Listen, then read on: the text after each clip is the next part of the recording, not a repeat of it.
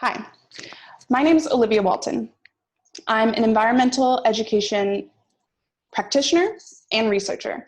And as of recently, I'm also a 30 Under 30 award recipient. I'm very proud to say. Today, I want to talk to you a little bit about this new movement that I've started called Field Trips for Earth, how I arrived at this idea, and what I hope it can bring to the EE community.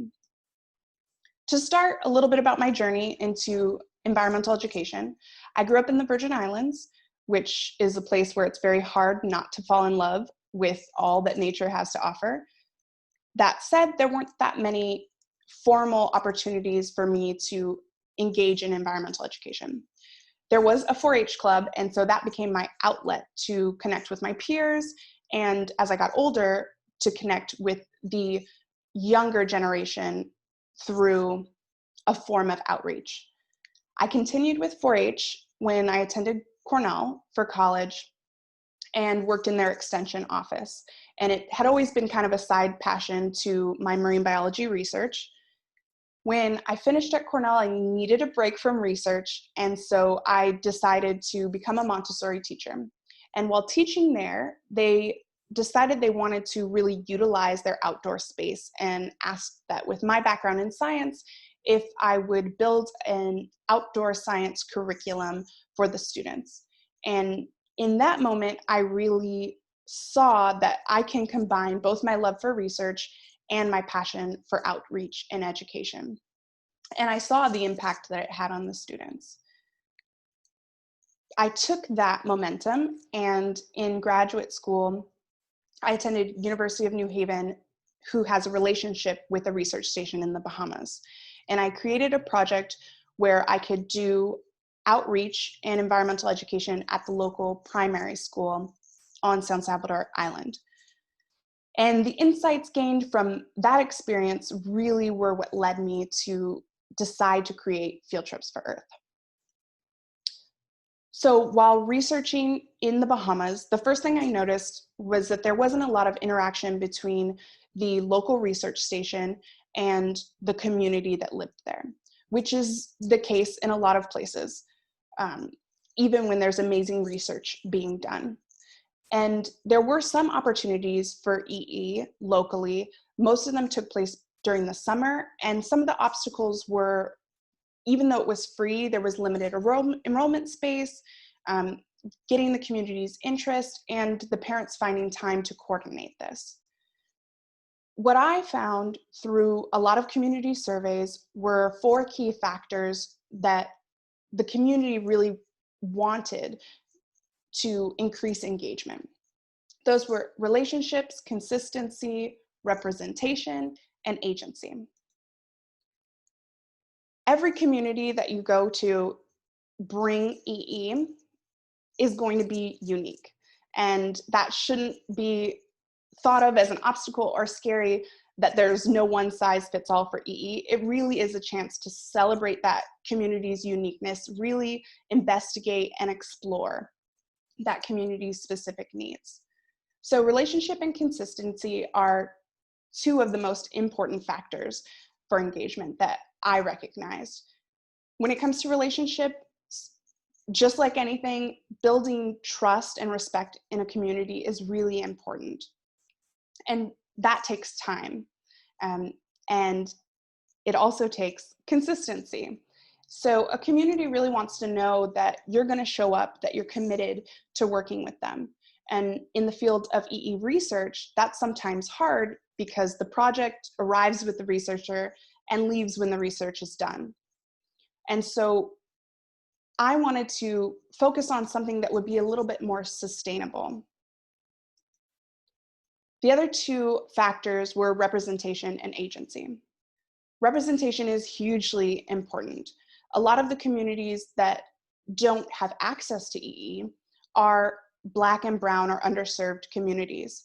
And even for children who have amazing imaginations, seeing is believing. So that goes to the materials that we use, who we emulate, who we celebrate as EE heroes and conservation heroes. I want the community I'm working with to be able to see themselves in those people. And agency. Another really important factor is that the community feels involved and they feel valued. And so building a true sense of partnership gives that community a chance to have some ownership over the project. And I mean from start to finish. So when it comes to the objectives of EE, the process, and even the outcomes, one of the huge insights I gained was that the community was really interested in what came out of it, what you thought of their interactions. Communicating with the community is of the utmost importance. So all of that came to Field Trips for Earth, a project I hope can bring equitable and engaging environmental education. And my favorite thing in environmental education is a field trip. And I haven't met a kid who doesn't love a field trip yet.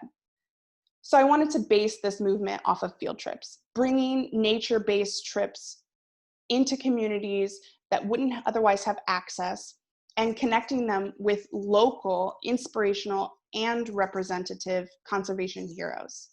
I wanted to bring a sense of equity in opportunities, which is why I wanted to bring this to schools, because a lot of times informal education that takes place outside of schools misses a lot of community members that don't have that extra time. Bringing that value of having these students see themselves in the natural environment, in the heroes that are protecting the natural environment, really encourages them to do the same. And again, specifically in communities that are already facing systemic obstacles to having this enriching type of education.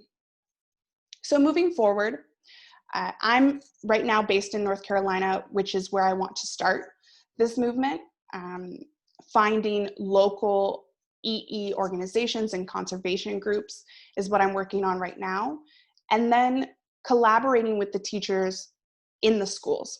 Having been a teacher myself, I know how difficult it is to manage a field trip when you want to provide children with engaging activities that relate to that before and after the trip, but sometimes you don't have time. So building that curriculum with the teachers so they have access to it. And then of course, creating an opportunity that alleviates the financial barriers, not only for the school being able to afford the time and money that goes into having these amazing field trips, but also the students providing supplies that they may not have at home or at school, making it accessible to everyone.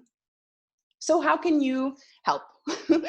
I really believe for there to be a sustainable future, the adults of tomorrow have to want to protect the earth today.